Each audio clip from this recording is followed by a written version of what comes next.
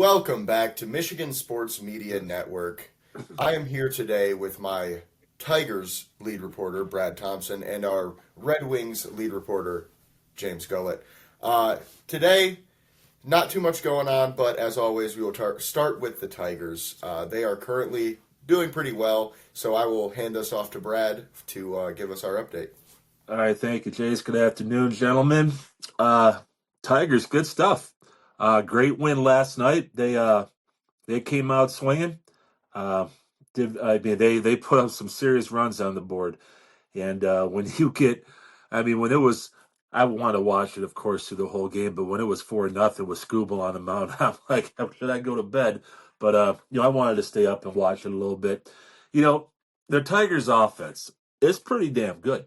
Okay, what it reminds me of is the way they grind out things. And believe it or not, I'm going to give it to a parallel to Michigan football 2 years ago with Blake Corum and those guys. They grind, they grind, they grind. They get the tough yards, the two, the threes. Then they get a chunk yard. Then they get some chunk yardage there. They get a long run for a first down, a couple runs there, and then they just break one. If you know what I mean. I mean, this team, they chug out at bats. They are making these pitchers go deep, deep, deep in counts, and they're just wearing people down. Like I said, it's like a football team in the fourth quarter. They're just wearing these pitchers down to where, they really can't do that much. And I mean with Scooble, that's vintage Scooble right there. All right. I mean, he's pounding the zone. He's starting with he's getting those first pitch fastballs over. Milwaukee didn't want to change their approach or anything. They should have been a little more aggressive. I think you're going to see teams do that all year long, though, with Scooble. But the thing that he really had going with his changeup was just filthy, man. I mean, it was dirtier than a goddamn fucking one-star porn star. All right, just filthy dirty, man.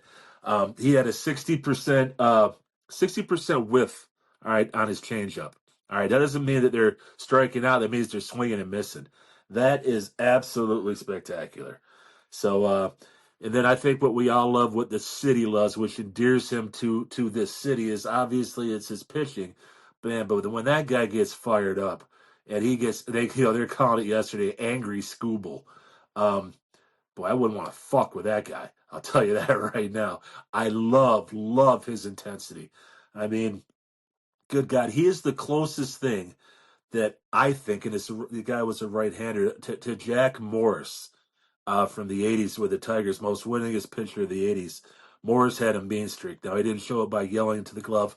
Things were different back then. But he was meaner than a son of a bitch, man. Seriously.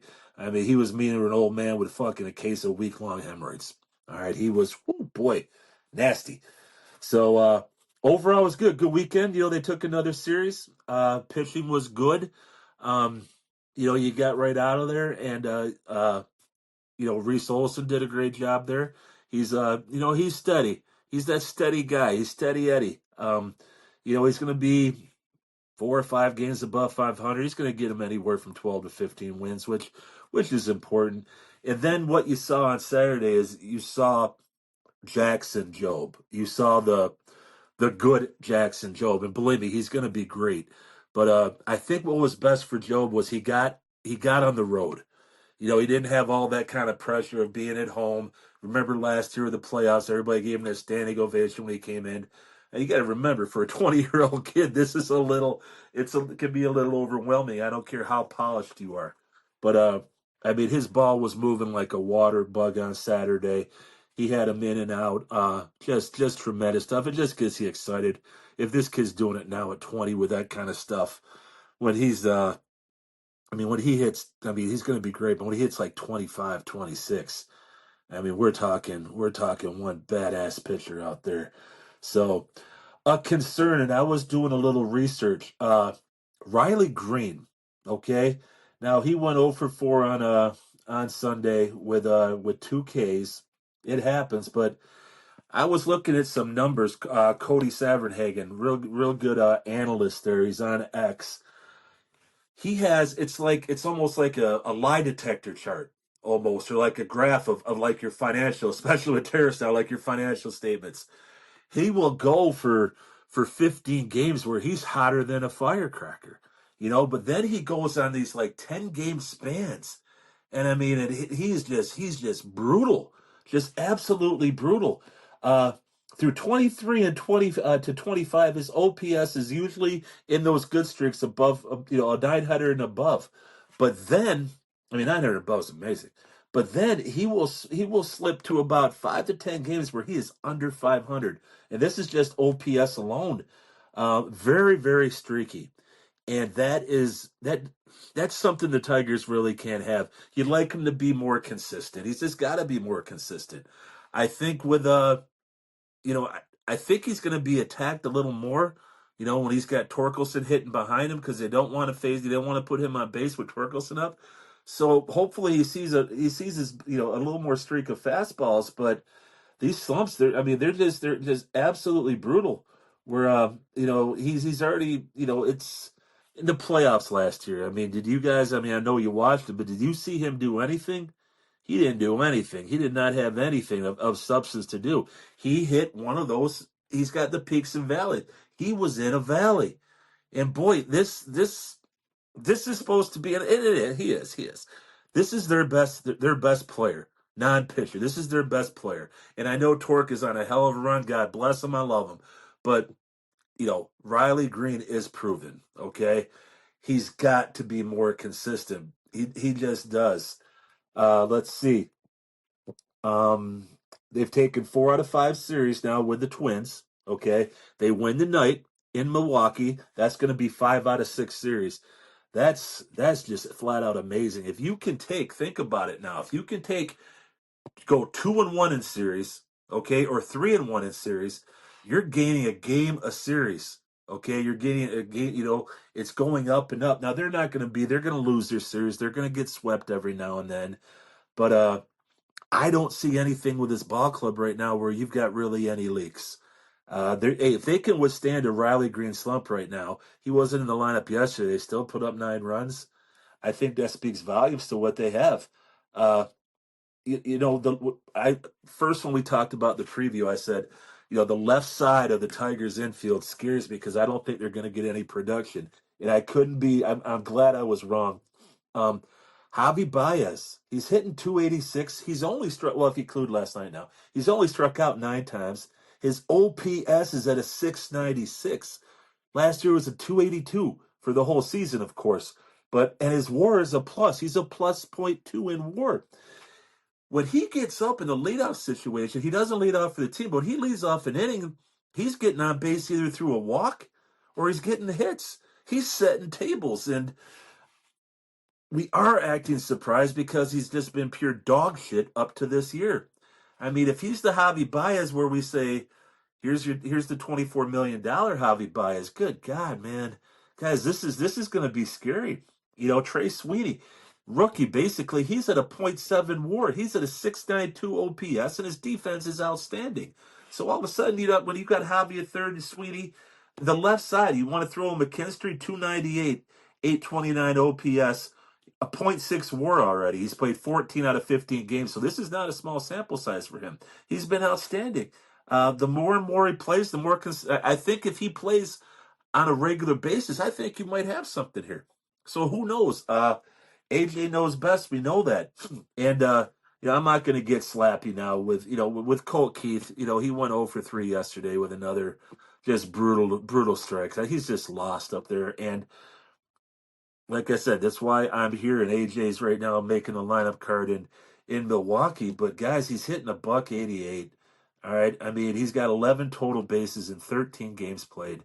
So it's not like he hasn't had his chances. Now we're approaching the end of April.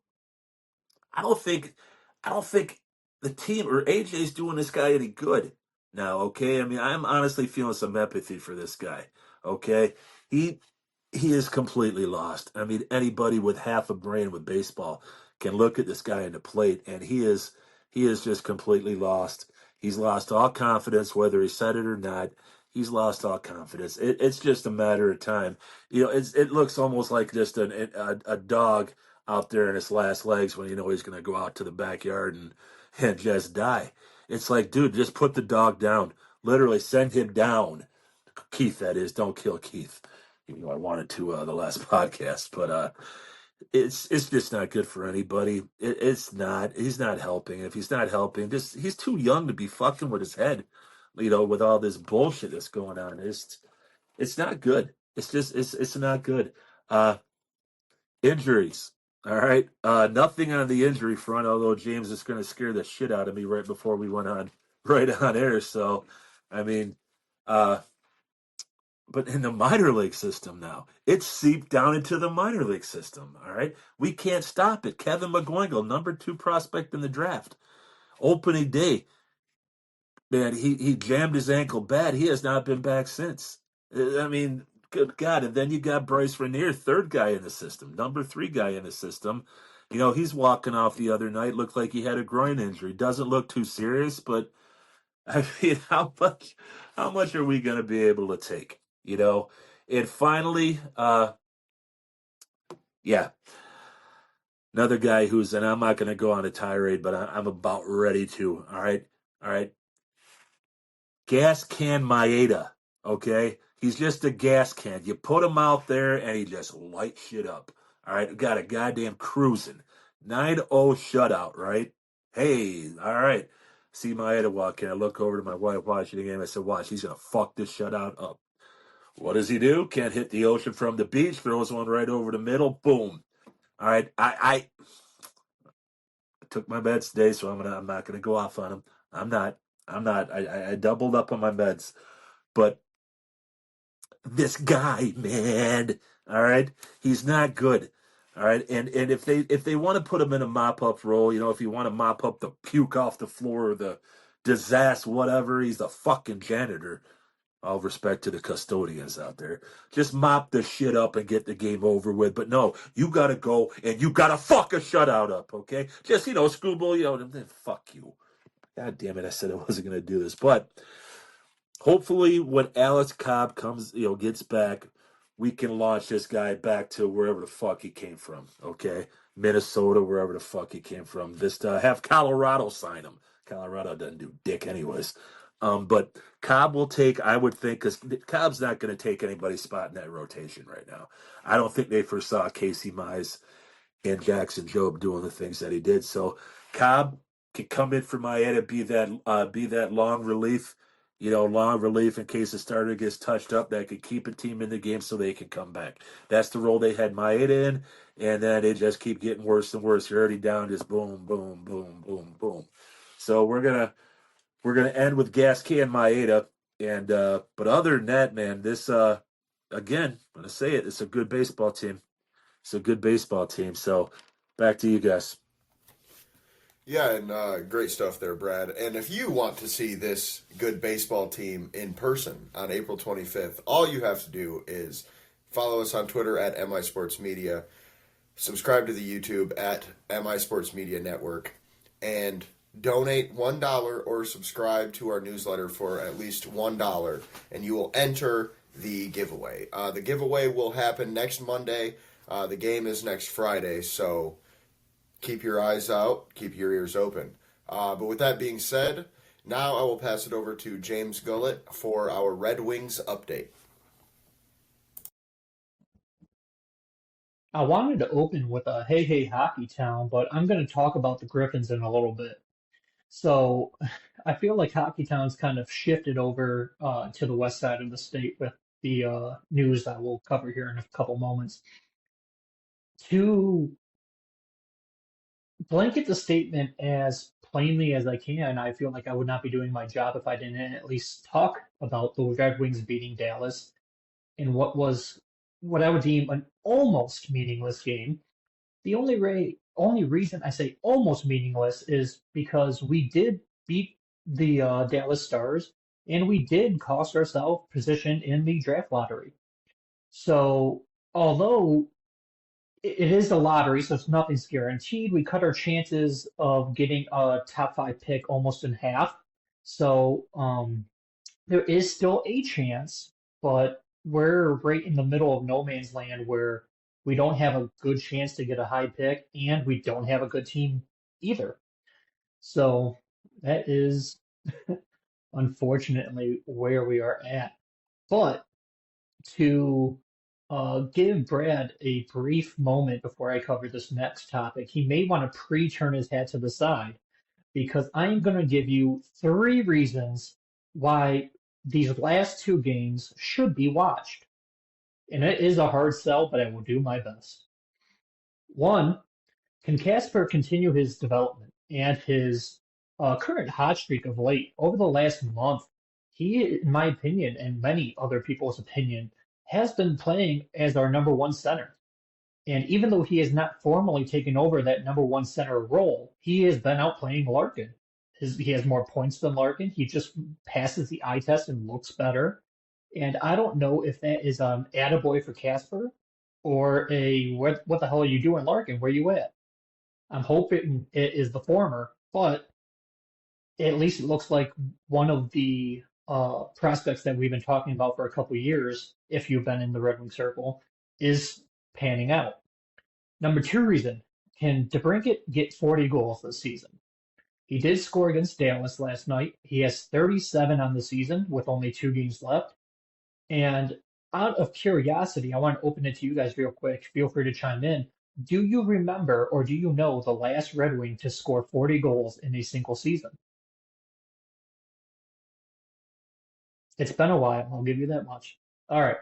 It was the 2008-2009 season. Johan Franzen. No, sir. Close, though. It's the guy we should have signed instead of Franzen. That's my friend, Marian Hossa. Marian Hossa, who was only played on the team for 1 damn year, and I was able to thankfully only buy a T-shirt jersey. But Marian Hossa was the last Red Wing forward to score 40 goals in the season. We are approaching the 20-year mark on that, and he only played for Detroit for 1 season. So that's something to hope for. He's got to get 3 in 2 games. He is capable of doing it, but will he? Let's watch and find out. And then the third reason that we should still watch the Wings is for the draft and the potential tankathon that we can attempt to do to at least improve our lottery odds since we're guaranteed not to make the playoffs. These last 2 games, in terms of the lottery, are not useless. If we lose out and the 2 teams below us win, we increase our odds by almost double to get into a top 5 position. As we sit currently, if there was no change, we have a 3.5% chance at the number 2 pick and a 0% chance at the number 1 pick. We are so high up / far back, depending on which way you want to look at the bracket, that we are not even eligible for the number 1 pick right now. If we lose these 2 games and those 2 teams pass us, we go up to a 3.5% chance for that number 1 pick. So that would at least make us eligible to win the lottery.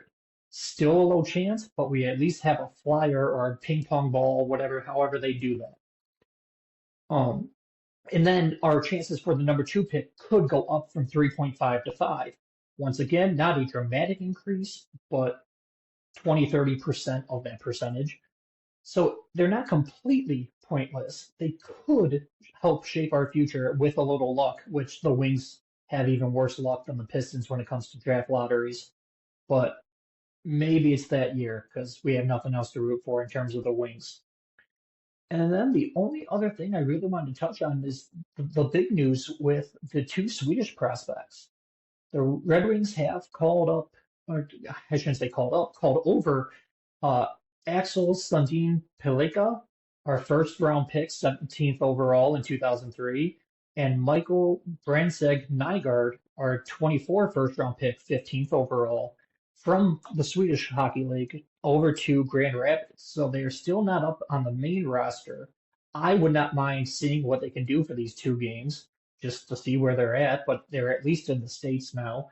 Those are 2 picks that are heavily going to determine how we advance with this year 7, so to speak, of the Yzer plan, which I do unfortunately expect to happen. There is 1 defenseman and 1 forward. If things turn out well, because they have been crushing it over there overseas, they might be the new Shadeur and Raymond and give us another defender and another forward that can take us to that next level. ASP especially is a defenseman, but he is a offensive defenseman. He should run point on the power play. He led all defensemen in his league in goals, regardless of age, and yet he's only, I want to say 18, maybe 19 years old. He's a young guy. The one draft pick that I'm kind of surprised no one else is talking about because I search for him and I can't find stuff on him is Dmitry Buchnikov, our 2022 second round pick. He's a Russian player. He's currently playing in the KHL.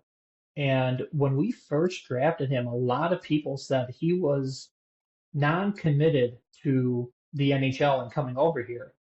He enjoys playing in the Russian league. Obviously his family's there and all that. And he said he may or may not come over here. And we drafted him anyways. And he's just signed last off season a 2-year contract, so he's got a one more year on his KHL contract. And he was drafted 2 years before Nygaard and 1 year before Pelika, and they're now over in our farm system. So if we can convince him to come over, that would be a huge benefit. But if we cannot, then we just flat wasted a high second round pick on a guy that won't even suit up for us. And with prospects being a premium, that that may be what the entire rebuild hinges on because I can see him being not a 40, but I can see him being a 30 goal scorer year in and year out. He's a very talented player. I just don't know if he'll ever suit up for us. And I have seen conflicting reports, some saying, yeah, of course he will, and others saying, no, he likes it over there. So I don't know the guy, obviously, but if he stays over there, I'll just say we're in trouble. And with that, I will send it back to you guys.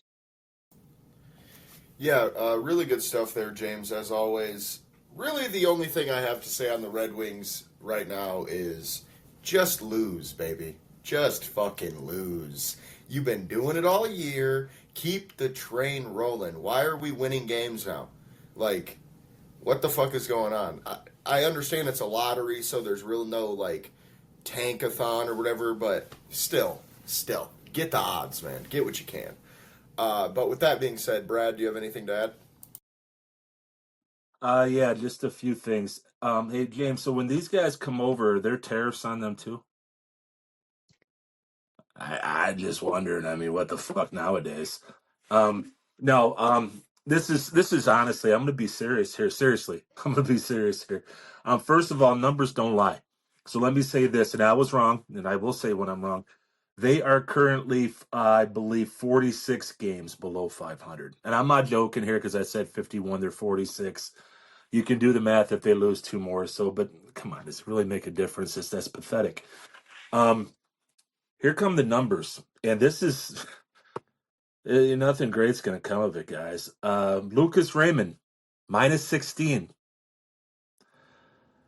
DeBrincat, minus 14. Larkin, minus 16. Kane, minus 14. Sider, minus 9. Casper, minus 1. Tarasenko, minus 16. Rasmussen, minus 13. Sherratt, minus 13. Comfer, minus 8. Edmondson, plus 10. All right. It's funny you say that because they've had one. I wrote that down too about the 30 goal score. I didn't really write that down. Guys, you got to be kidding me. I mean, I know you believe me, and fans, look them up because I looked them up, and I had to look at them 2-3 times. That is pathetic. All right, your best players, Raymond, minus 16. Seriously, DeBrincat could score 40, but these are before the game yesterday. He's at a minus 14.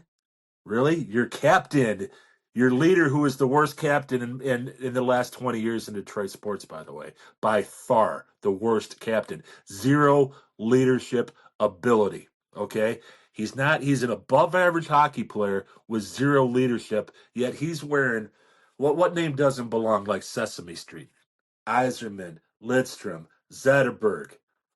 Larkin? Yeah, it's like those things you had, James, with the four dragons. All right, he's a pathetic captain. They're a rudderless ship. All right, because McClellan can do all he wants, and he does a great job.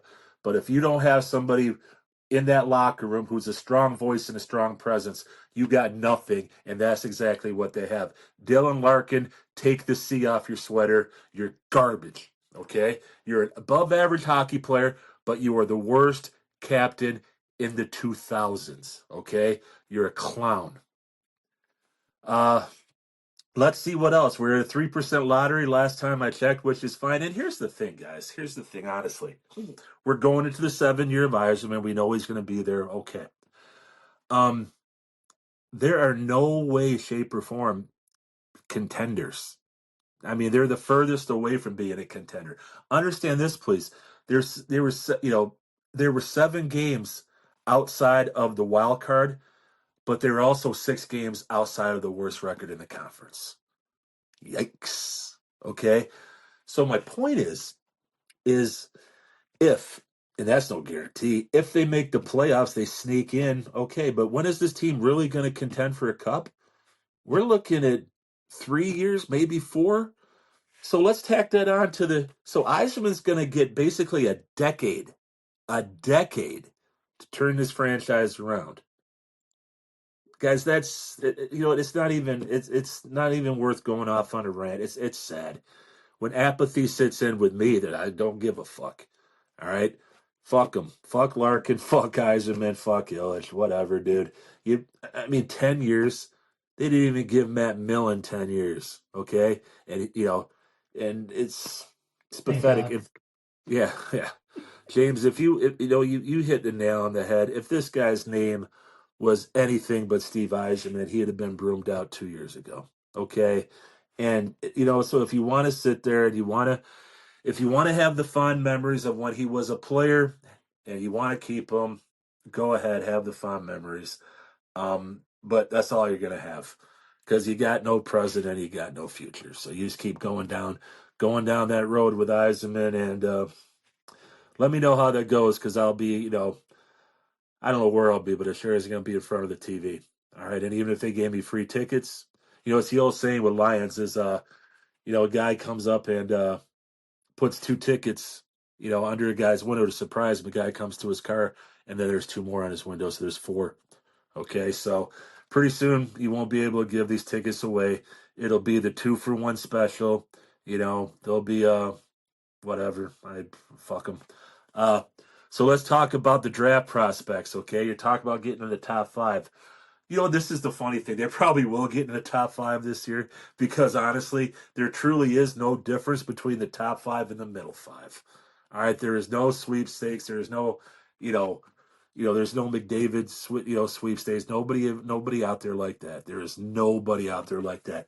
The guy who's going to be, the prize. I don't even think I wrote it down, but he's a defenseman. He might not even. I mean, he might make the team. It's a defenseman. I forget where he is, but he'll obviously do something in NHL, but we're not talking a slam dunk, can't miss, McDavid, Wemby, Giannis, things like that. Um, so you're looking at where they're picking at. You got Logan Tensler. He's a defenseman out of Wisconsin. He can create the lanes. He pinches in well. And he's above average shooter. I mean, that doesn't really. I mean, does that really get you revved up? Does it really? Um, the other guy, you got Shane Vansky from MSU. Okay, right wing. He's got your size. He's got the physicality, and he's got speed. So I mean, that would be that could get people excited. At least we get him excited for whatever 6 months because he's a Sparty. Um, then a lot of people have this guy pegged for Detroit. Jackson Smith, defenseman with Tri City. All right, he physical. Poor skater, though, needs to develop. So it's a perfect Yzerman pick because he can put him down in the minors and say, oh, we got this guy coming, and in 5 years, maybe he's developed. Because I still don't believe there's going to be a goddamn one up here. I'm sorry, I just don't. It's like the Sesame Street thing, guys, and this is way before your time. Snuffleupagus, okay? Snuffleupagus is always supposed to be there, and nobody sees where the hell he's at except for Big Bird. Okay, way before you guys. But so these prospects to me are Snuffleupagus. All right, I hear about him, but I never see him. Never see him. But hey, we're supposed to have prospects. It's only going into year 7. We're supposed to have prospects. I don't give a fuck. Then you go with Carter Bear, another one that I see a lot of projections. He had an Achilles, set him back a little bit, but he was 82 points in 52 games. He was a plus 33. Listen to that, a plus 33 hockey player. He won't be come up here probably be a negative, but a plus 33 hockey player. He's for his size. He's around 5'9", 5'10". He likes to mix it up in there, though. He's a gritty kind of player, great instincts, tremendous vision. Nobody's going to toss him around at either end just because of his size. He's hard-nosed, okay? Kind of reminds me of a guy named Dino Ciccarelli, except a lot more skill, okay? That kind of guy, all right? That's the guy I'd like. To be honest with you, if he's there, I'd like to see him throw caution to the wind, because this guy can honestly, if he's healthy, he could be a guy that'd be up in 2 years. Okay, but like I said, knowing Eisenman, he'll take the guy that takes 5 years to develop.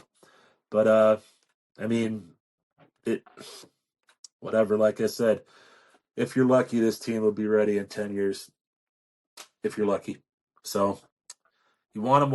I don't have to watch him. Last time I checked, free country. So, back to you guys.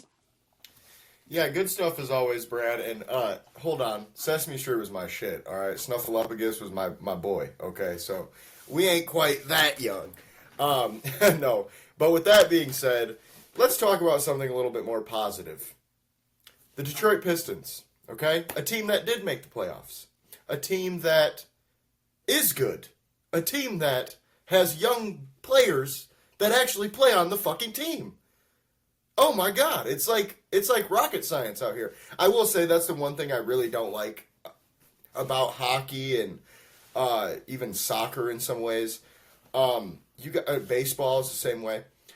You got to wait fucking years and years and years sometimes to get these players, man. And it's like in the NFL, bro, if you suck ass, you go get your first overall pick, you get a good player, and you're good to go. Whereas these others, it's a lot harder to build a team if you can't get free agents and you can't win trades. So, luckily, we do have one team right now. Well, the Tigers are doing pretty good too, but it's early, so we'll temper expectations. But luckily, we have one team in Detroit right now that is kicking ass, for lack of a better term. As we said before, I went to the game last week. LCA was lit. It was rocking.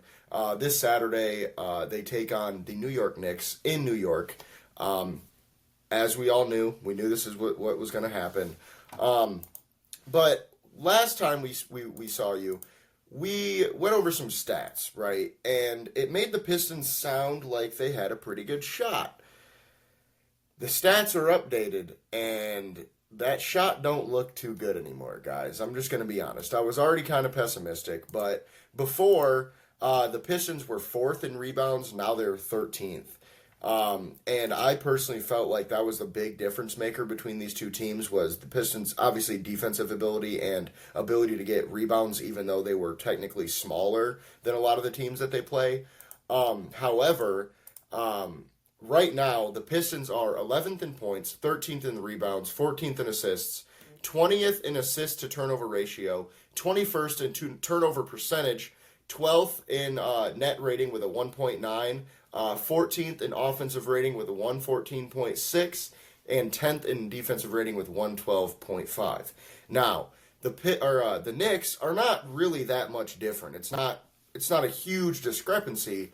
They are 9th in points, 24th in rebounds, 4th in field goal percentage, 11th in assists, 6th in assist to turnover ratio, 7th in turnover percentage, 8th in net rating with a 4.2, 13th in defensive rating at 114.3, and 5th in offensive rating, 118.5. Now, they sound very similar, right? Almost the same. The things that stick out to me, though, are the rebounding difference. The Pistons still have a pretty big advantage on the rebounding. However, The turnover ratio, the assist to turnover ratio, and the net rating are really the three things that worry me about this Knicks team on paper, stats wise. Obviously, we already talked about some of the things that will worry me, but we'll get into that a little bit more in a second. But they are sixth in assist to turnover ratio and seventh in turnover percentage, eighth in net rating. Right, the Knicks. The Pistons, however, are 20th in assist to turnover ratio, 21st in turnover percentage, and 12th in net rating. So to me, that screams, right?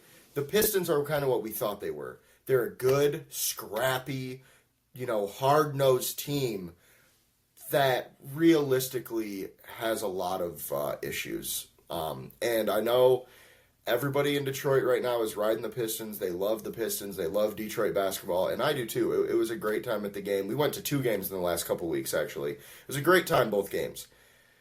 But I think we need to be realistic, and I think we need to understand going into this game that Karl Anthony Towns, Jalen Brunson, OG Anunoby, Josh Hart, Michael Bridges are gonna pose some issues, and I don't see the Pistons winning more than 1 to 2 games, and that's probably at best. Now, realistically, they could still win the series though, because it would take a lot. But if we can keep Cat under, I would say under 25 points, under 10 rebounds, we got a chance. As long as someone else, not named Cade Cunningham, can average over 20 a game. If those two things happen, we have a real shot. If not, we could be in a shit river without a paddle, unfortunately. And with that being said, I will pass over to you, Brad, if you have anything to add. Yeah, no, that's some great number crunching right there. Seriously, that's awesome. Um, and it's valid. There's no doubt about it. So I don't want you to think that. But the highest number that I see up there, and the highest number that means the most to me, is the number 6, as in the 6th seed. They had to they had to work to do it. All right. I mean, if you want to count 10, 12, I mean, then they would honestly be down in that range a little bit. That's what I'm trying to say. But they're the 6th seed, and they got there through the 6th seed through their grit, through their bad boy 2.0, through a lot of things. The 50-50 balls, they're winning that now. Okay, they weren't winning that before. I think what has to happen, one big thing is Cade has to be Cade. Cade has to be the best player on the floor every night. He can't just be the best player on the floor, 2 out of 3 every night. If they want to have a shot at winning, he's got to be the best player on the floor. Also, you need Malik Beasley to be hot. He can be Malik Beasley, he cannot, all right, have a cold shooting night. Because if he goes cold one night, it's a wrap. Okay, it's just a wrap. You're going to get your points from Duran on the putbacks and things, but it's going to be a little difficult for him too when you got you got Cat down there, pushing him around a little bit. So that's going to be tough. Sir's got to, Thompson, he's got to flat out be the slasher that he's been all year long. He can be the guy. He can be the X factor here. And what would he bring the X factor here is he's got to play defense, and he's a very good defender. I don't want to be throwing. All right, he's a very, very good defender. Okay, and if he can lock a guy down here or there, and he can get his steal, and he can get a guy to pull up and take a shot instead of drive. All right, that would be great. Ron Holland, he might have to get some minutes here. He might have to be the streaky guy. He might have to be that little Jameer Gibbs water bug. He's got a knack for being able to get to the lane. He's good in the open. Seriously, he's good in the open court. So again, he's got to be on. Hardaway Jr., he's got to be hitting his threes. Okay, but so what you've heard me say here is gotta, gotta, gotta. That's a lot of gottas, okay? A lot of gottas, and they're not going to happen every night. That's the thing. But it also goes for the Knicks, too. I mean, Brunson can have his nights. He really can. I do see them.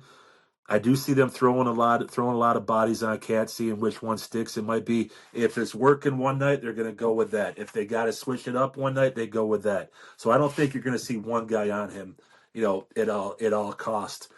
But there's got to be. I mean, these guys have got to step up. They got to go a little deeper into their bench. I am not a big fan. Let's just play the if game. If Ivy comes back, I don't like that, to be honest with you, because you throw them in a mix. Well, guess what? It's like throwing a new quart of oil in an engine that's used to something else. You could get some hiccups going there. You could get some knocks in the engine. I don't want him to impede the process. I wouldn't mind if he came off the bench and tried to heat up for an extra, give him a spark, but I would not have him play more than 3 minutes a half. Unless something clicks. Who's to say it doesn't click? Who am I? But if it doesn't click, then, but see what can happen. Hell, throw everything but the kitchen sink at these guys. Remember we talked last time. Hey, you're playing with house money. So throw something at them, see if it sticks, guys. But I, I think in the end it's gonna go 7, and I think the Knicks win. Don't forget though, the Knicks got upset in the first round last year, so they have not been. Stephen A. Smith he calls them their Knicks, and they are his Knicks, and rightly so they are.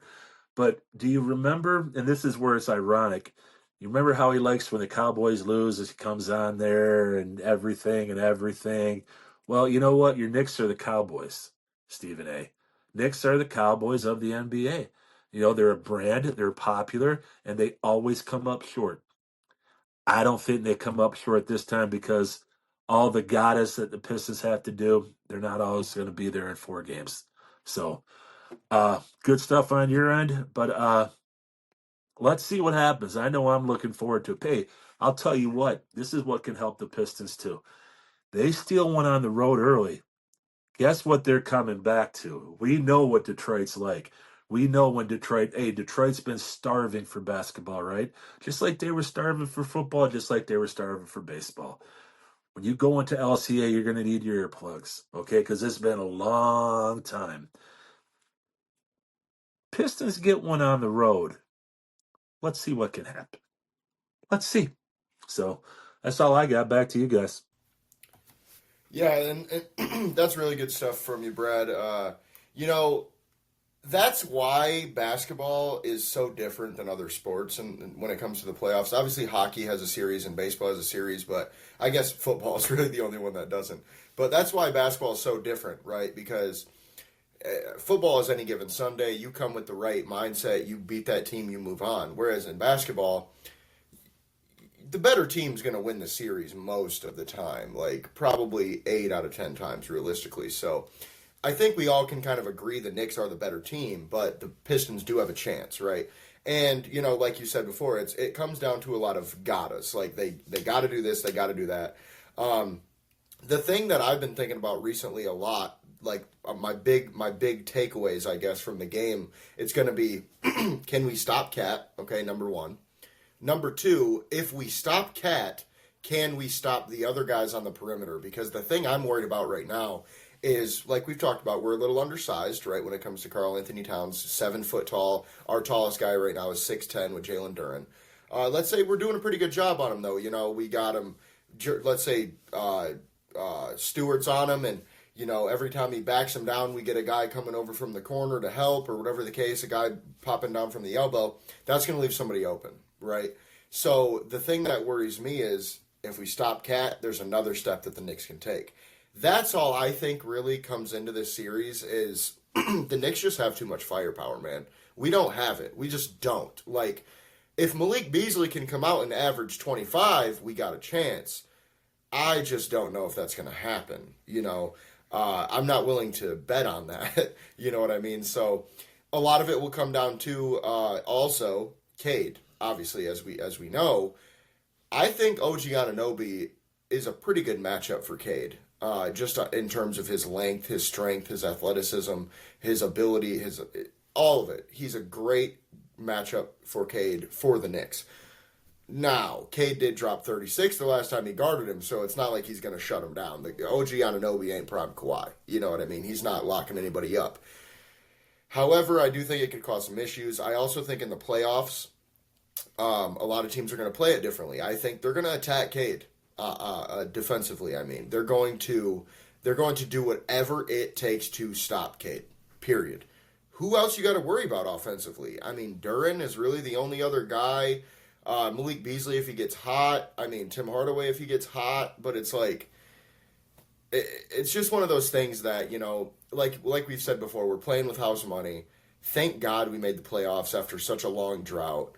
I'm not counting anybody out, but my prediction is and always has been and will be Knicks in 6. I just don't see it unless, like you said before, the Pistons can somehow grab one of the first 2 games. If they can grab one of those first 2 games in New York, we might have something there. So just something to think about. Pistons fans, come out. Once they're back at home, we gotta fill that fucking stadium up, man. We gotta show these Knicks what we're about. They got a little bit of a taste, just a little crumb, but it wasn't even sold out. It was on a Thursday night, okay? So that wasn't shit compared to what fucking LCA better look like when the Pistons come back for the playoffs. Like, it better be rocking. I better see videos on Twitter like we do at Ford Field where people are like, holy fucking shit, it's loud in here, man. Like, it has to be like that because I'll tell you what, Pistons are going to need every little thing they can fucking get. And if that's the crowd, that's the crowd. I'll tell you what, I personally feel like I made Jalen Brunson miss 2 free throws. I'm just saying. I was at the game. I was literally yelling at him, "You are weak. You're a soft bitch." And he missed both free throws. And I was like, all right, sweet. Works for me. But with that being said, we will move on from the Pistons. We've got the game coming up on Saturday, as we know, but we do have other things to talk about here. If you're watching this, it's because you love sports. If you love sports, why not show that love with some new gear, like the 2 jerseys behind me? Fanatics has a lot of stuff on sale right now, and if you go down in the description, click the link of whatever team that you want, it'll take you to the Fanatics page, buy some stuff, and we get a small portion. It'll help us out, and you'll get some discounts on some good gear. The Lions recently, some rumors going around, Jameson Williams could be on the move. Now, as we talked about before the show started, guys, this is not a legit rumor. This is just a guy who wrote an article that sparked people talking about it, okay? Let's start there. Nothing real has come out of this yet, okay? Now, here's a little bit of a little thing to think about. This same guy tweeted out a article back in the day saying the Lions should trade TJ Hawkinson, and they traded him 2 weeks later. I'm just saying. I'm not saying he knows something. That's just kind of fucking crazy. Like, you made an article saying they should trade him, and no one knew he was being traded, by the way. Like, when that happened, I think I can speak for everyone. You didn't know that was going to happen, and if you say you did, you're fucking lying, because everybody thought TJ Hawkinson was the one guy on that team that we could use for the future. Like, that was legitimately the idea, I think. At least I had that idea, that he was one of the building blocks, and we traded him. Now, does that mean we're going to trade J-Mo? No, just something to think about. The same guy put that article out that's put this one out. However, Lions fans are going to hear this, but it's possible and it's realistic. Okay? I mean, we've had the conversation on this pod many, many, many times now. The Lions do not have money. They don't have capital anymore. They don't. Does it make sense that not this year, not next year, but the year after that, we're going to pay Jameson Williams fucking probably $45 million a year? I don't think so, man. I mean, unless he comes out and has himself an 1,800-yard season like a Jamar Chase or something, there's no fucking way he is worth that money. I'm sorry, but he's just not. Like, especially when your quarterback's Jared Goff, who, again, I might get crucified for this. He's not that great at throwing the deep ball. He's just not. Especially when you got a guy like J-Mo who is a certified burner, okay? So with all these things being said, I would not be that surprised at all if Jameson Williams is traded. Do I think it's going to happen this year? Definitely not. I just don't see that happening. What I think is most likely is the Lions have until May 1st to pick up his option. They will probably do that. Brad Holmes has said they will probably do that, and I think it would make a lot of sense because it's probably going to be like $15 million, something along those lines, whereas you'd probably have to pay him $25-30 per year. The only reason you don't pick that up is maybe you try to get him at a cheaper number than you would a few years from now because the cap keeps going up and that kind of stuff. But I think most likely Jameson Williams gets traded on draft night 2026. That's my prediction. That's what I believe because I just don't see Brad thinking to himself, Yeah, I'm gonna sign a guy who's played one good season to be the third highest paid wide receiver in the NFL when he's not even the number one receiver on our team.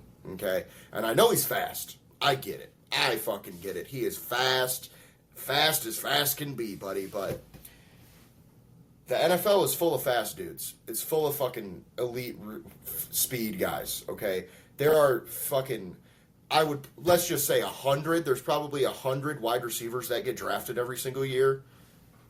If there's one position that's expendable, it's that one. I'm sorry, it just is. And I know a lot of Lions fans are going to be pissed hearing me say this, but I personally, if I had to choose Kirby Joseph or Jameson Williams, it's Kirby Joseph. Brian Branch, Jameson Williams, it's Brian Branch. Sam Laporta or Jameson Williams. It's fucking Sam Laporta, buddy. I'm sorry. He's better at his position right now. Now, does that mean I hope we trade him and I think we should trade him? No. I hope we keep him. I hope we work something out. But you never know, man. These things are fluid. It's the NFL. Like, if any player is going to be traded, that's one of our young guys. It's going to be JMO. I don't see anybody else. And I also don't see a way that we keep everybody. So let me ask you this, listeners. Would you rather keep Jameson Williams for the next 2 seasons and he walks in free agency, we get a third-round comp pick back? Or would you rather trade him to draft night 2026, get like a second and a fourth or something from, I don't know, Tennessee or New England or some shit like that really needs wide receivers?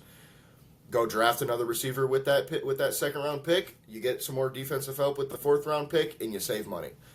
Just contemplate that. Drop it in the comments. Let us know what you think.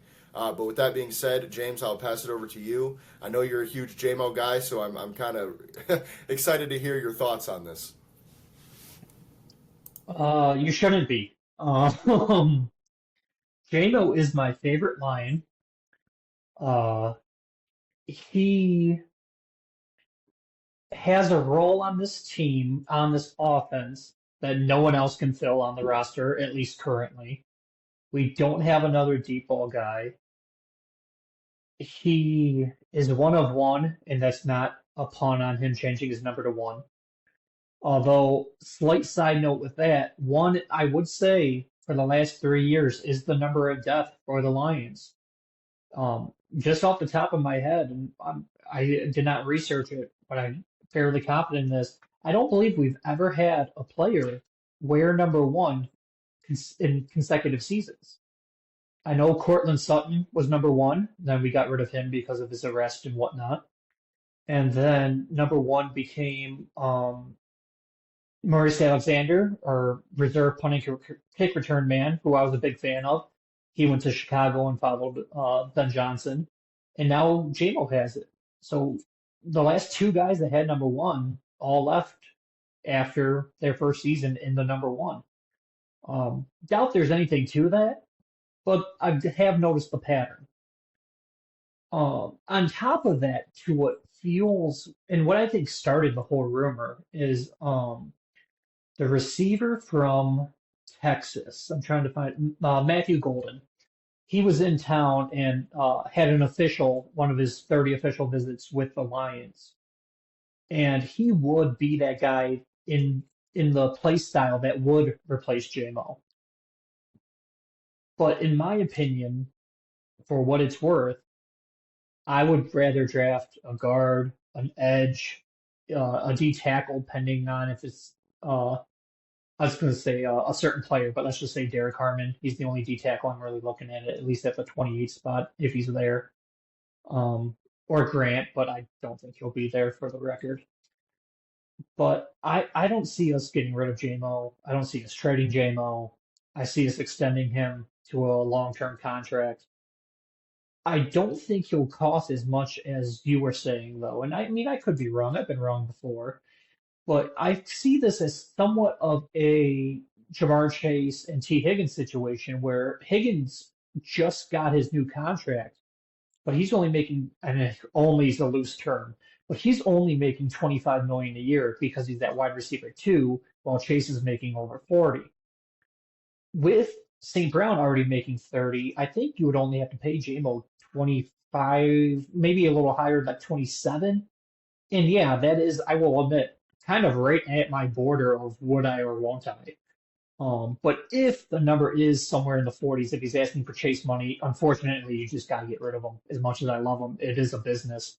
It would kind of remind me of when we got rid of Golden Tate back in the day. I loved Golden Tate, but he wanted a big raise. He was due a big raise, and we didn't have the money. So sucks. It's a shitty situation, but it is what it is. The writing was on the wall, and what happened happened. I would hate to see this become that scenario, but if he is demanding that top end dollar, then it probably is what's going to happen. I can see plenty of teams wanting him. I know you mentioned a lot of people have like game breaking speed, and that's true, but JMO is one of two. The only person I would put in JMO's speed category would be Tariq Hill. And they're just on that other level. Like, don't get me wrong, Gibbs is fast as hell. I think Gibbs has better acceleration, but I think JMO has that top end speed that very few, if anybody, can compete with. I mean, how many end arounds or Hail Marys that he's caught that he's jogging by the 20 because he's already beat his guy so bad. I would hate to lose him, but I trust Brad Holmes. And Brad Holmes, I trust. He has not given me a reason to not. I know Brad Holmes loves the guy. He traded up 20 spots in the first round for him originally. So, I mean, everyone's got their price. One of his first moves when he became the GM of the Lions is trading away their franchise quarterback in Stafford. I mean, if you're going to give me 3 first round picks, which obviously a receiver won't go for that, but if you're going to give me a hell of an offer I can't refuse, I mean, we'll see what happens after that. But I would not be even like calling to see what he can like go for. I would start talking to him, let him know like, hey, if you're interested in that like T Higgins size contract, I would see what we can do to get that done personally. Yeah, and I totally get that. The one thing I will say is like T Higgins almost makes as much as Amon Ra does right now, so I don't know if I really want to do that necessarily. Like you said, I think 25 million is probably my highest number for JMO. I'm not going any more than that. The one thing I will say is, look, man, I'm gonna get cooked for this. I know it. I don't know. I don't buy the whole Jameson Williams is the fastest guy in the NFL. I just don't. I don't see it. Like, where do you see it? Like, if I'm being real, what play did he look like the fastest player in the NFL? The 70-yard touchdown against Seattle last year, maybe? Like, and even then, it's like he's fast, but I don't know if he's really like I mean, he's definitely top 10, probably top 5, but without the numbers, without being able to, for instance, Jahmyr Gibbs, right, was in the top 10 twice last year for ball carriers in terms of max miles per hour. Jameson Williams was not. If we're talking about speed, I think that's the best way to quantify it. How fast he was running at his fastest. Jahmyr Gibbs was faster last year. I just don't necessarily think that JMO being fast is like enough to make him an elite receiver, I guess is what I'm saying. Like, he's a very fast kid, but how fast we have yet to see, I feel like. And also, like I said before, with Goff being on the team still, sort of knocks that down a notch for me, but that's neither here nor there. But with that being said, Brad, I will pass it over to you. If you got anything to add. As far as with JMO and the elite speed, he's got elite speed. The Chicago long pass, the end around in the Washington game, the San Francisco game with the hook and ladder. I mean, dude, the guy. I mean, you could go back and watch. That's just off the top of my head. I mean, I could probably think of a lot more, but on the end arounds, it's a wrap. The only end around that really cost him was when some dipshit offensive coordinator thought they were going to put the season in a wide receiver's hands with a glove on his hand to go and throw a fucking pass when the fucking season's on the line. But hey, Ben Johnson's a fucking genius, isn't he? Anyways, he's got elite speed. I'm not going to say first, second, third. He's got elite speed. at top 5, top 10. It's whatever. There's a lot of guys out there that've got elite speed, and he is definitely one of them, though. As far as like we said with Hawkinson and with Gold and Tate, the franchise was in a lot of different positions back then. Okay, they were not in any kind of mode to win. Now they weren't, especially with Golden Tate, but with Hawkinson, no kind of win now. With JMO, you need a win now. If you trade, say you trade him, all right, this year, and you take Golden with the 28th. All right, well, guess what? That pushes everything back down. What I mean by that is it's going to drop your guard. It's going to drop the edge that people want so bad. You're not going to get those guys at 28. You're going to get them now in the second round low. Okay, and those are not exactly game-changing guys. Why would you take a wide receiver at 28 because you traded a proven wide receiver? I think they're going to let J-Mo go after his contract is up. Take the third round pick. That seems to me the most pragmatic. You are guaranteed a third round pick, and you get Jameson Williams for 3 more years. I don't think they're going to be able to re-sign him. They just can't. And Jace, I agree with you wholeheartedly. There is not. I mean, he's the odd man out, and he is my favorite player. And he's got the boy-like qualities, the kid-like qualities. He goes to the Tiger games. He's sitting by himself, or he'll have a fan sit next to him. He goes and he hangs out, at the Coney Island and on 6 Mile and Kercheval. Okay, I mean the guy, he loves being here. He's honestly, for all his own intents and purposes, he's had a rough life. Okay, so he really hangs on, and this city's embraced him. Okay, and he feels like a family member. And when he leaves, it's going to feel like a family member going off to college.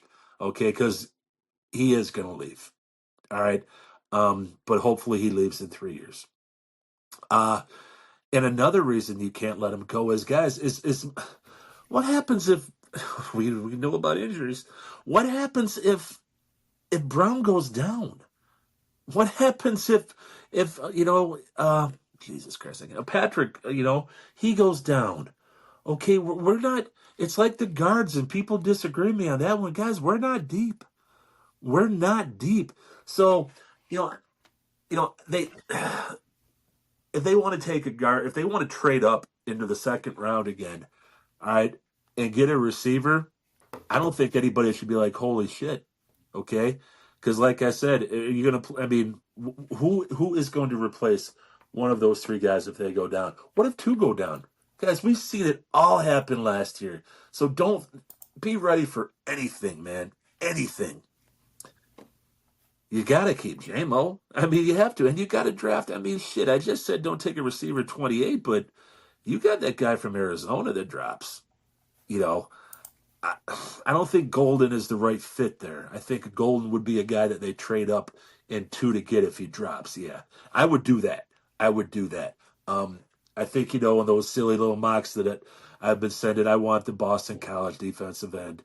If you want to trade down and trade down, realistically, I'd love to get a Landon Jackson and 2 more picks and one in the top 50, another one in the top 100. But they have to go edge first. They have to. I'm sold on that now. You sold me on it.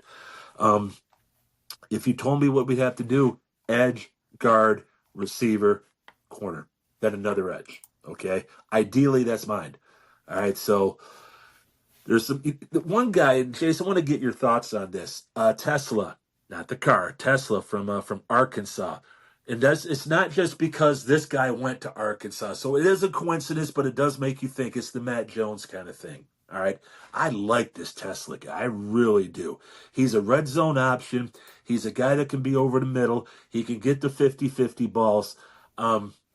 I like him. And if he's there in the 3rd round, you swoop him up. But, I don't want to ramble on. J-Mo stays until his time is up. We don't have any depth. He's a guy that can break out. He's breakaway speed. They use him in so many formations. And again, it wasn't just Ben Johnson. It was Dan Campbell. All right. And it's not that I got a hard on because he left or hard on because he's comparing his dickhead right tackle to Penei Sewell. He's overrated. We gassed him up. We all say Dan Campbell. He's got, they all show the South Park with his balls in the wheelbarrow and stuff. That's Dan Campbell. That's Dan Campbell telling Ben Johnson these are the plays that we could come up with. I'll tell you when I want to call them. So don't give me that bullshit that Ben Johnson's some genius. He's not. But with JMO, he's dangerous at any point, anywhere on the field, at any point. He's dangerous. So I don't want to go off too much on that. Damn it, guys. Edge, receiver, and guard. Those are the three biggest needs. I wake up in cold sweat seeing Amon-Ra St. Brown, the same goddamn ambulance that Aiden Hutchinson was in. All right, because then if you really want the season to be fucked, there you go. So with that, I'll pass it back to you. Yeah, and good points there, Brad. I will say the stats side with me. Jameson Williams is not one of the fastest players in the NFL. James, I know you just sent me that where he was the fastest in Week 14, but he is not in the top 20 of the season. His Week 14 was his fastest, and he ran, and I'm going to say only, as if I can do this, he only ran 20 miles an hour, right? The top 20 for the year are all above 21 miles an hour.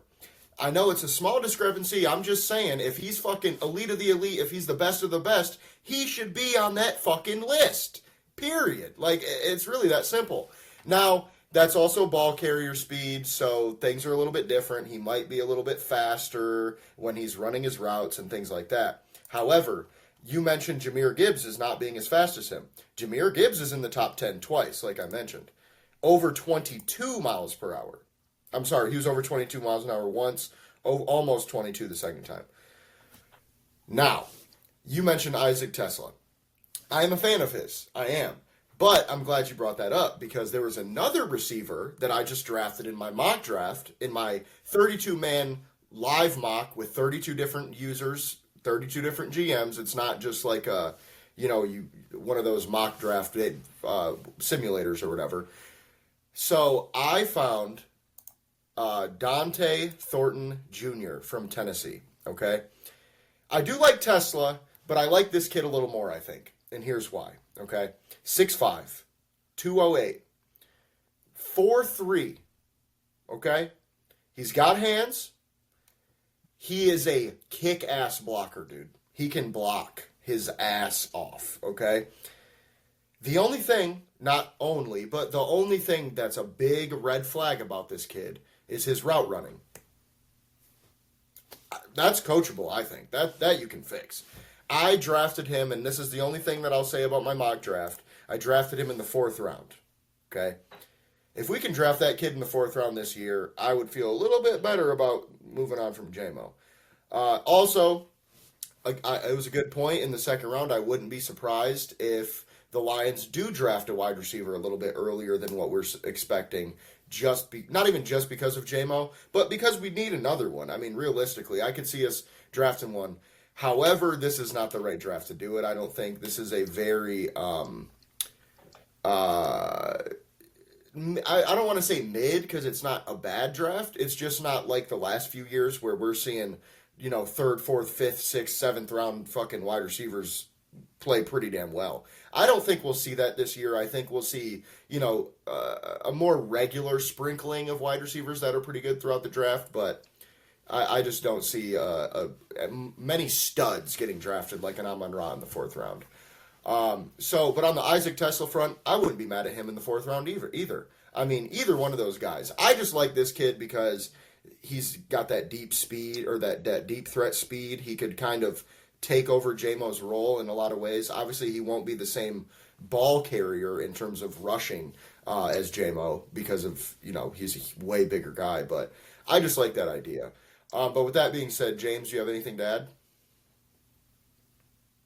The only thing I wanted to add to that is, you asked name a play where JMO's speed really stood out, and I know the vast majority of the Lions fans repressed this game, but the San Francisco 49ers game in the playoffs for the NFC Championship game, I think it was an end around or a screen. He got the ball behind the line of scrimmage and he just fucking took off.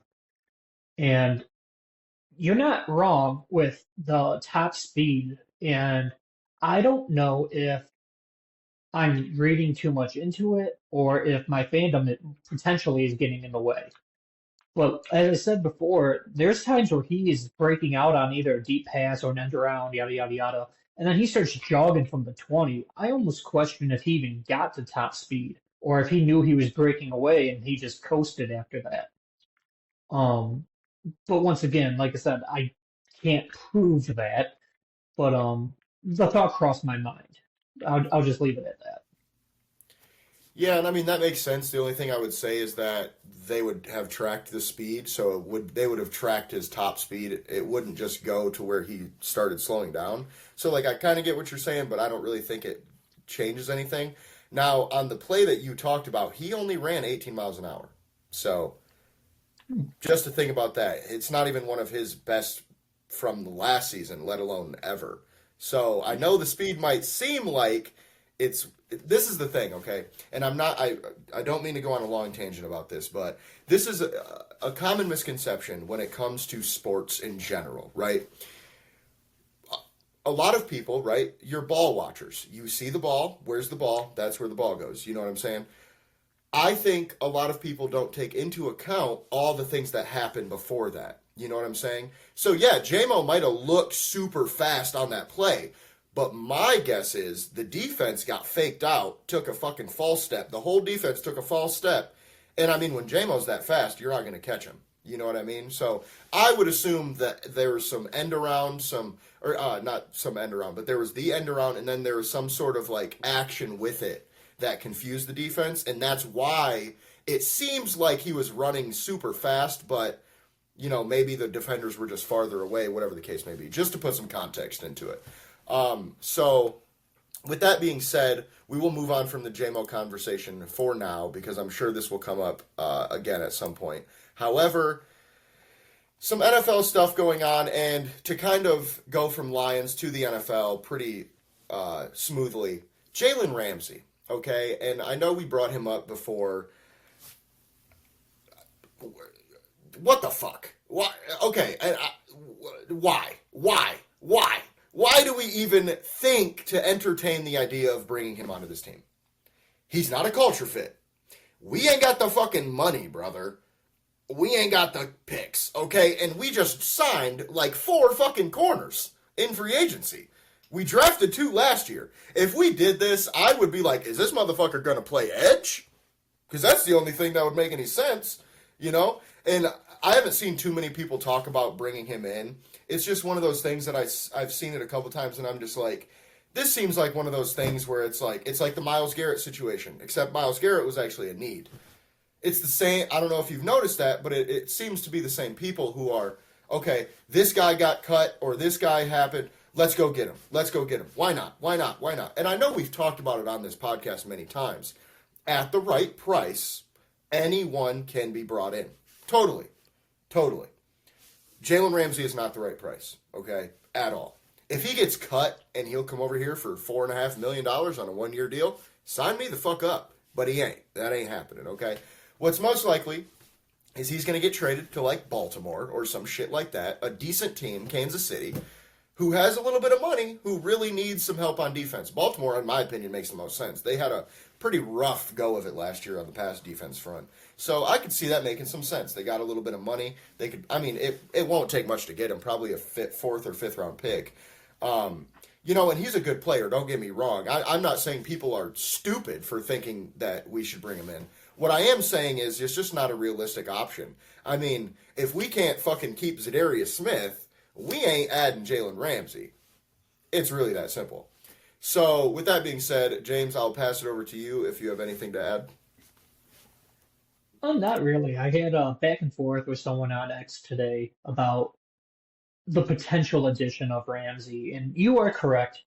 Money wise, the current contract, 0 chance. Like it's not. I border on saying it's almost not even worth the conversation just because of the price.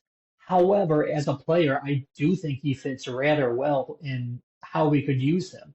You would have to play Madden and turn salary cap off, but he would be a true tried and tested number 1 corner.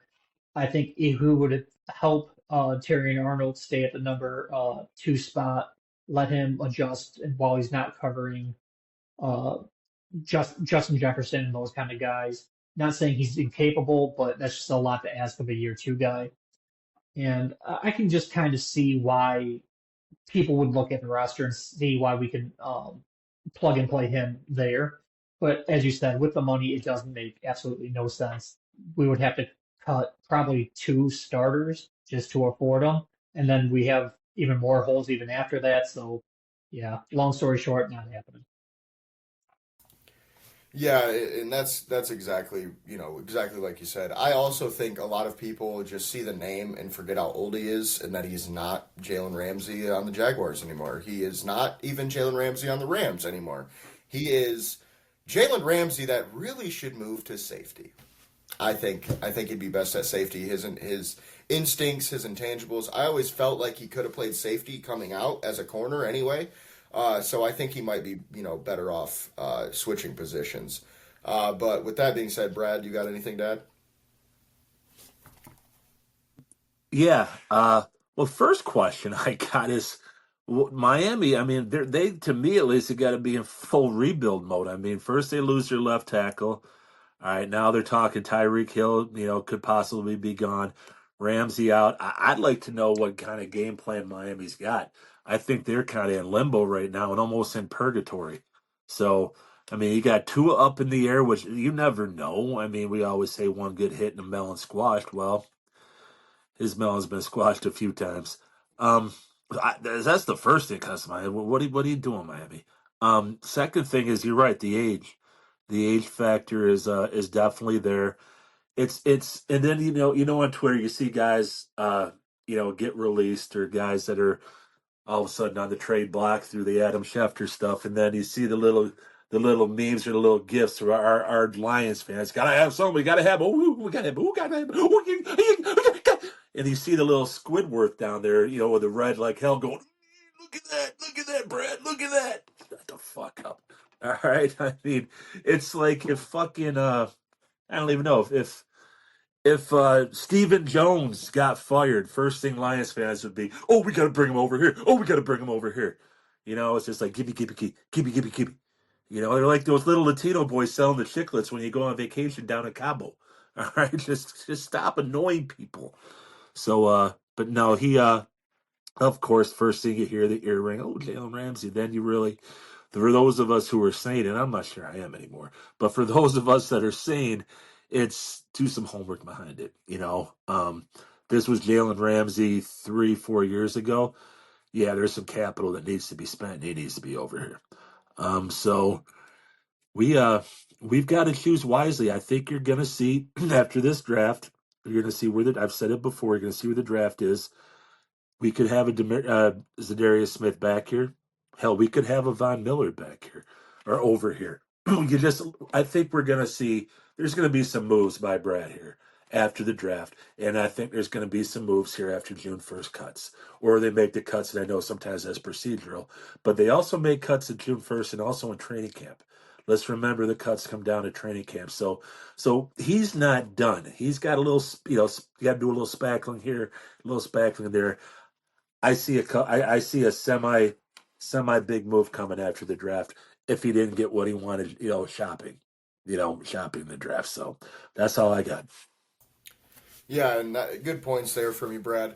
Um, with that being said, our last point of the day is the NFL draft as a whole. Okay, so we're a little over 2 weeks away. Basically 2 weeks. I don't know about you guys, but it seems like this time it's like hit me like a train. Like I am like, wait, what? It's halfway through April already, and the draft is almost here. What? So the draft right now, as we talked about last week, it's still up in the air in general. Like it does sound like Cam Ward's going to go number one, but after that, who knows what's going to happen? Like anything could happen. Right now, it sounds like Shadeur Sanders might not even get picked in the top 20. He might slide all the way to 21 to Mike Tomlin. I think that makes a lot of sense. However, I don't know if I see that happening. I do still think Shadeur does not make it past 9 to the Saints. I don't think even if he makes it past 9, I don't know if he makes it all the way down to 21. I just don't see a draft where a quarterback goes number one and then the next quarterback doesn't go until the 20s. I just don't see that. I know we've probably seen it before at some point throughout history, but it's just not that often. It's not a normal thing, especially when coming into draft talks. Shadeur and Cam were neck and neck. It sounded like most people thought it was pretty close for who was going to be the number one pick. And now that we know Cam's going to be it, it's like people are throwing Shadeur to the side. So I think it's just rumors. It's just fire. There's no or smoke. There's no real fire here. I think somebody just lit some incense to try to make their team smell a little better, if you know what I'm saying.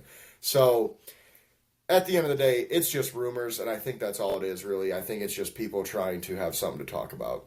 So with that being said, James, do you have anything to add? Um, I'm just curious on where he will go because I had a interesting back and forth on X today over him. I personally see him as a third round talent. That being said, I don't think he's going to be drafted in the third round. There's some confusion online about that. People reach, especially for quarterbacks, all the time, not play style wise, but in terms of hype and the week of the draft, he reminds me very, very much of Will Levis and Malik Willis, where these guys, people were saying that Malik Willis might go number two to the Lions, and he ended up going in the third round. People said Will Levis was a top five lock the week before the draft, and then he went, I believe, the first pick of round two. And then I just quickly looked up the 2022 draft, and oddly enough, it was picked by the Pittsburgh Steelers, but Kenny Pickett was the first quarterback taken that year at pick 20 overall. There were zero quarterbacks in the first 19 picks. And as you said, Cam Ward's pretty much a lock by every single report, but I'm not even too big on him personally. So someone will take him. Where, obviously, who knows, but I think he's the type of player, and I mean, if he shuts me up, he shuts me up. But I think he's the type of player that some GM is going to draft, and then it's not going to work out, and this is the reason, and this is going to be the pick that gets that GM fired. I see this as being Tim Tebow, as being Johnny Manziel, first round quarterbacks with a lot of hype, but they're just not that good. That's just my 2 cents on it. I mean, to be fair, and I will even just throw myself under the bus, I had this same esque prediction with Jaden Daniels last year. I was not a Jaden Daniels fan. I did not like what I see on the tape. I did not think it was going to translate to the NFL. Rookie season, he not only shut me the hell up, but he eliminates my team from the playoffs. I admit when I'm wrong. I was wrong, Jaden Daniels. So maybe Sanders would do the same thing to me. Maybe he won't, but we'll find out relatively soon. Yeah, and I'm glad you brought up the Will Levis and Malik Willis because that was exactly my train of thought as well. I just feel, kind of like you said, I don't necessarily think he's a third round talent, but I do think he's more of a second round guy. Like, he's a guy I would take if I really desperately needed a quarterback late round one. But if I was a team like Cleveland or something, I would really look to take him round two. I just don't see him as a franchise guy. But with that being said, Brad, I'll pass it over to you if you have anything to add. Sure. First of all, guys, you need to correct this. It is not Shadeur Sanders. It is Colorado Football Hall of Famer Shadeur Sanders. Okay? I mean, come on. How does he... Dude, he's a lock to make the Hall of Fame, right? He went 13-12 in his 2 years there. He didn't win a championship in his 2 years there. Okay? He got his ass handed to him in the bowl game this year. But hey, that is Hall of Fame worthy. Okay? I mean, Colorado didn't have Cordell Stewart or Sal Younes or Charles Johnson, who won a national championship. Their names aren't up there, but you know what? Shadeur Sanders is up there. Yeah. All right. And then you got Prime out here saying, oh, I didn't have anything to do with it. Fuck you. All right. Do you think we're a bunch of fucking idiots, you fucking jackass? Okay? You goddamn fucking jackass ball-faced liar. This is the biggest crock and farce I've ever heard, that dude is going into the motherfucking Colorado Football Hall of Fame. All right? It's bullshit. Okay? And I'm tired of him getting his, ooh, yeah, look at that. 13 and 12, motherfuckers. Okay? This kid is the most overhyped motherfucker on the fucking planet. And I'm tired of him. I'm tired of his cheesy ass grin. I'm tired of his fucking bravado. I'm tired of his cockiness. I'm tired of him being smug. You have no running skills. Okay? You cannot run. All right? Your deep ball is okay. It's not something great. Okay? Your accuracy is good. All right? Congratulations. Now, having said that, do I think he's going to go to New Orleans? I do. Let me preface this, though. You better have a strong ass fucking front office if you're going to take this fucking sideshow clown. All right? Because all it's going to come with it is prime. Prime. Prime. I ain't hard to find prime. All right? Because the first time that the fucking fans get on him wherever he goes, or the first time, Prime's going to be tweeting. You fucking know it. Okay? So you're getting a whole circus with Shadeur. All right? So he's going to be hit or he's going to be missed. There is going to be no middle. Okay? And if he misses, I will have front row seats there to watch the fucking shellacking that fucking overhyped, cocky bastard is going to get. All right? I don't like him. I don't like him. I've never liked him, and I never will like him. Having said that, I do see 3 teams actually trading up to get him. All right? 3 teams, and you'd be like, and I have not been drinking yet. I promise. I see Seattle perhaps trading up to get him. This one might throw you for a loop. I see the Rams perhaps trading up to get him. Okay? And finally, I could see the 49ers taking him. Okay? Why haven't you pulled the trigger on Brock Purdy yet, boys? What are you waiting for? My thing is with Purdy, and I don't want to go, but it does have to do with Sanders, is what I don't understand is, what are you waiting for? You ain't got salary cap to clear. You know you got to sign him to the extension this year. So obviously you don't want to really, you ain't 100% sold on this dude. You're just not. I don't know what the guy's done wrong not to be sold on him, but he's the system quarterback, and they got to have the pegs around him. But I could see those 3 teams trading up to get the most hyped, overrated hyped, Colorado Football Hall of Famer, 13 and 12. Trade up to get him, though, but I could see teams trading up to get him. I really could. But, boy, you better be ready for that fucking circus, because Prime is coming to town. So, back to you guys. Yeah, and I don't think I'd go that far, but I will say there are some things that he's done that make me question his character a little bit, and it's less like, do I think he's a bad guy? No, I don't think he's a bad person. Like, I don't think he's gonna beat his girlfriend or fucking get in a car accident drunk driving or whatever. I just feel he's a little too encapsulated within himself and within his image and within the life he lives, right? Like, you guys might disagree, but I think you'll agree. He reminds me of like a reality TV show guy. Like, it's just like the camera's always fucking on him. He's just living his life behind, you know what I'm saying? He's just, I'm the guy. I'm the cool guy. I'm the big guy on campus and all this shit. Like, there was that video that came out of him and Cam Ward working out together, right? And I kind of got this vibe that Cam Ward was just like, bro, what the fuck? Like, he's just like, what the fuck is up with this guy, man? He is not bought in. Like, it just seemed like he was getting annoyed, when he kept pulling his phone out or whatever the case may be. So I just think Shadeur's got he's got some immaturity to work on, obviously. But I also think, as you said before, Deion Sanders is his father. So I don't think that helps much. And Deion Sanders, look, we all love him, right? He was a great corner, okay? You can't teach your quarterback's son to have a cornerback's ego. Doesn't work that way. It just doesn't. And I know he wants his sons to be prime time and, the king shit or whatever, but that will be detrimental at the position he plays right now. Whereas Deion, being who he was, being brash, loud, fucking whatever, who cares, it worked perfect. That's what you want out of that position. You know what I mean? So just something to think about. But with that being said, that is all that we have today. As always, you can follow us at MI Sports Media on Twitter and Instagram.